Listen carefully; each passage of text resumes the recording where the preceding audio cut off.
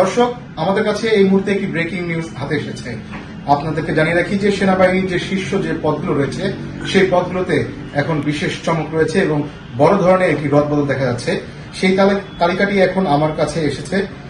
মঙ্গলবার আজ কিছুক্ষণ আগে আইএসপিআর থেকে পাঠানো এক বিজ্ঞপ্তিতে এ তথ্য জানানো হয়। আপনাদেরকে এই বিজ্ঞপ্তিটির সম্পর্কে আমি একটু জানাতে চাই। মূলত সবচেয়ে বড় যে চমকটি আমরা জেনেছি যে মেজর জেনারেল জিয়াউল আহসানকে চাকরি থেকে অব্যাহতি দেওয়া হয়েছে এবং লেফটেন্যান্ট জেনারেল মোহাম্মদ সাইফুল আলমের চাকরি পররাষ্ট্র মন্ত্রণালয়ে ন্যস্ত করা হয়েছে।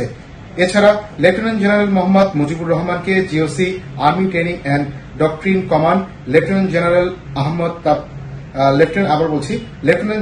আহমদ তাবরেজ শামস চৌধুরীকে সেনাবাহিনীর quartermaster general, lieutenant general Mizanur Rahman শামীমকে সেনাবাহিনীর chief of general staff, lieutenant general Mohammad Shahinur হককে কমান্ড্যান্ট এনডিসি এবং মেজর জেনারেল আসম রিদওয়ানুর রহমানকে এনটিএমসির মহাপরিচালক হিসাবে নিয়োগ দেওয়া হয়েছে।